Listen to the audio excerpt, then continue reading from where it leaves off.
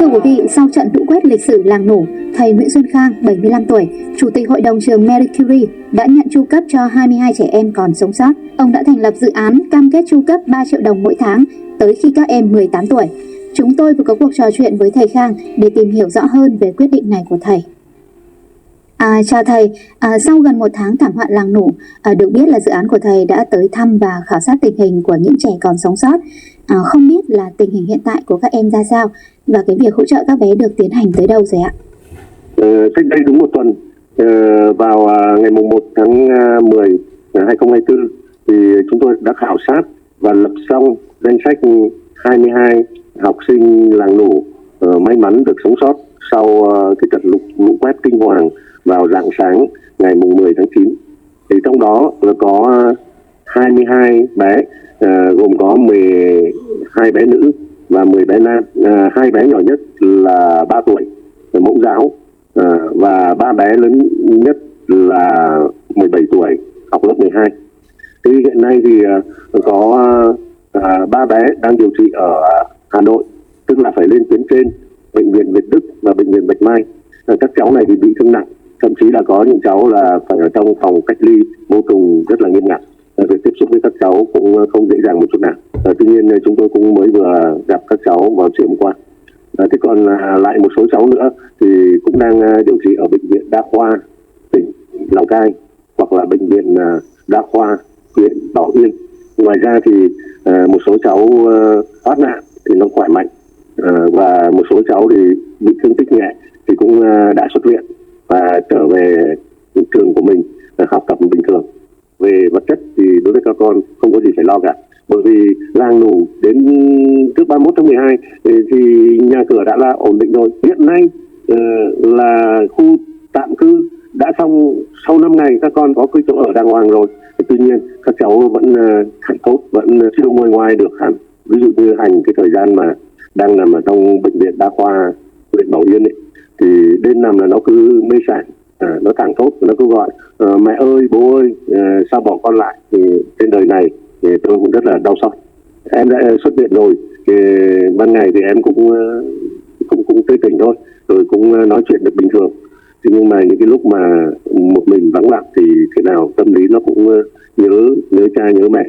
Thực ra là đến bây giờ thì tôi cũng chưa được tiếp xúc nhiều với lại các cháu, thì đấy là cái cuộc nói chuyện đầu tiên giữa tôi với lại cháu Hành. Chứ còn lại các cháu khác thì tôi chưa có điều kiện tiếp xúc để có thể chuyện trò với các con. Hôm qua thì trường Marie Curie có tổ chức một cái sự kiện, và trong cái sự kiện đấy nó cũng có liên quan đến cái dự án đầu tư đào tạo giáo viên tiếng Anh cho huyện Mèo Vạc, tỉnh Hà Giang, vân vân. Thì cũng có người hỏi tôi rằng là cái dịp này thầy có đón một vài cháu gì đấy sức khỏe tốt về thăm trường không? Thì tôi bảo là vào lúc này là không thích hợp, bởi vì lúc này ấy, mà ông cháu mà gặp nhau thì thể nào cũng ôm nhau và nước mắt nhiều hơn nụ cười, bởi vì làng Nủ chưa hồi sinh, chưa thực sự hồi sinh.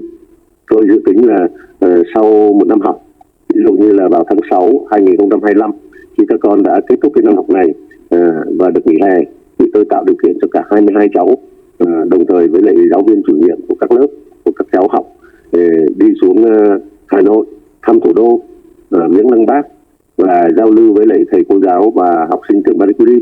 Thì lúc bây giờ nụ cười sẽ nhiều hơn và nước mắt sẽ ít hơn, bởi vì tôi hy vọng là sau 1 năm thì các con nó nguôi ngoai, mọi người không đến nỗi xót xa như lúc này.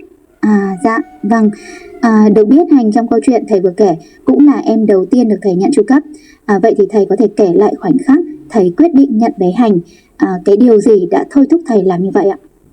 Tôi xem cái bài báo, trong đó có một cái đoạn phóng sự ngắn giữa phóng viên với lại em Hành.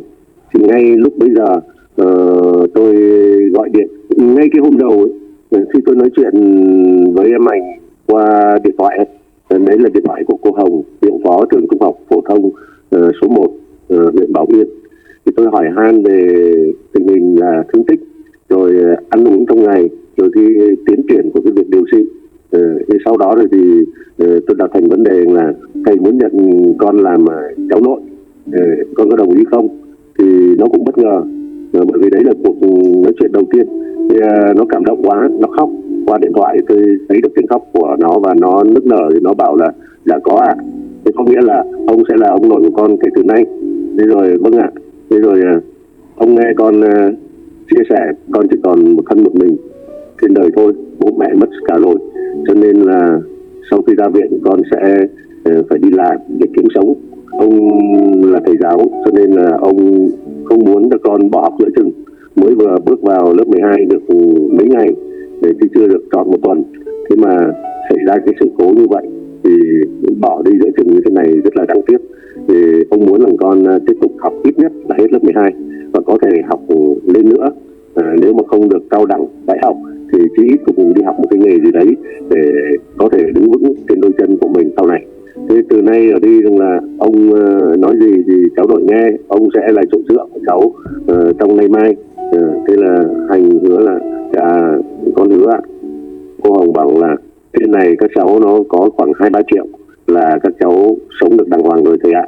Thế là tôi nói chuyện với cháu Hành, bảo là qua ý kiến của cô Hồng thì từ nay ông sẽ cho cháu mỗi tháng 3 triệu để cháu có tiền ăn tiền học ít nhất là hết lớp 12.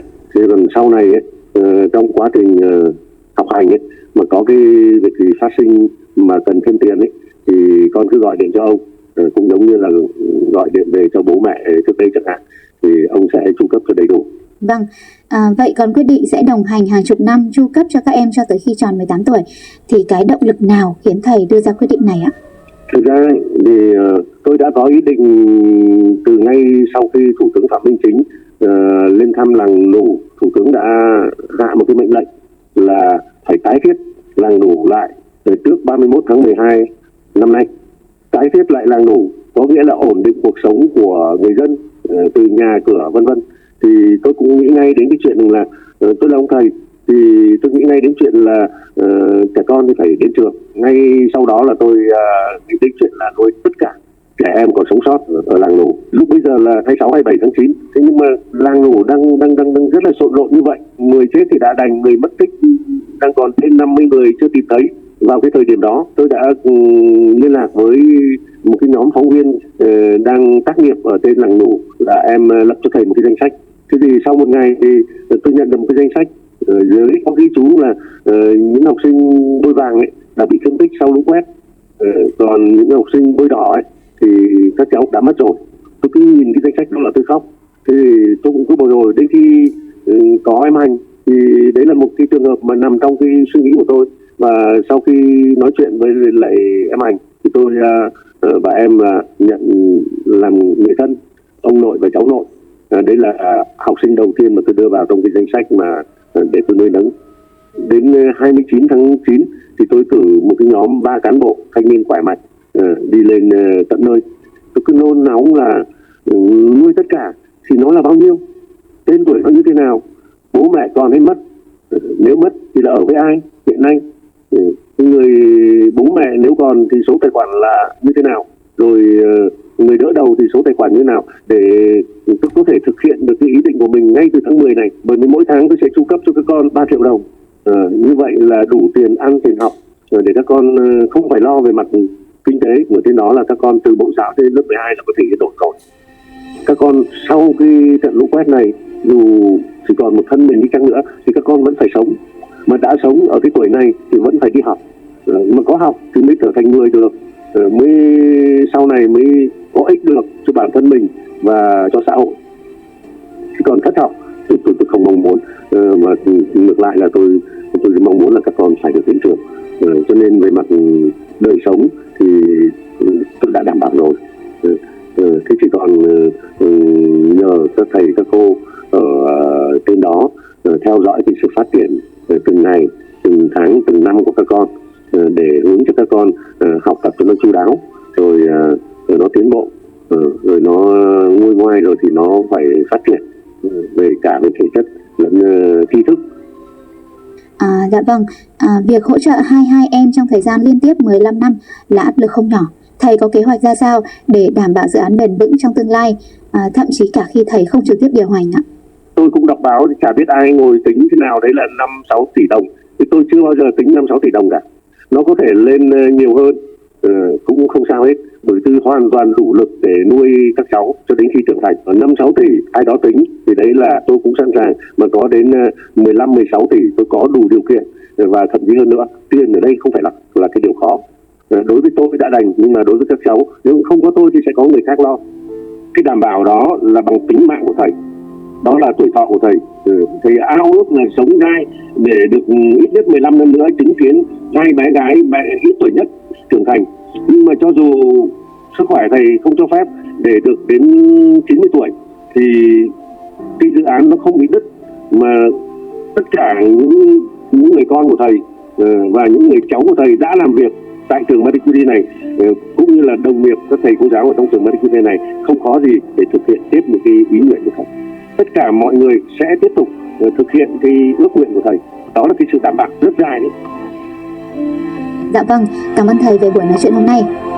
Đây không phải là lần đầu tiên thầy Nguyễn Xuân Khang hỗ trợ về giáo dục cho trẻ em vùng cao. Năm 2022, trường Marie Curie tổ chức dạy tiếng Anh trực tuyến cho 2.600 học sinh lớp 3 ở huyện Mèo Vạc, tỉnh Hà Giang, kéo dài đến khi các em hoàn thành tiểu học. Cuối tháng 11 năm ngoái, thầy Khang chi 6 đến 12 tỷ đồng hỗ trợ 30 học sinh địa phương học đại học chuyên ngành tiếng Anh.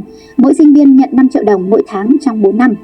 Tháng 2 vừa qua, thầy Khang quyết định chi 100 tỷ đồng xây dựng trường phổ thông dân tộc nội trú ở huyện Mèo Vạc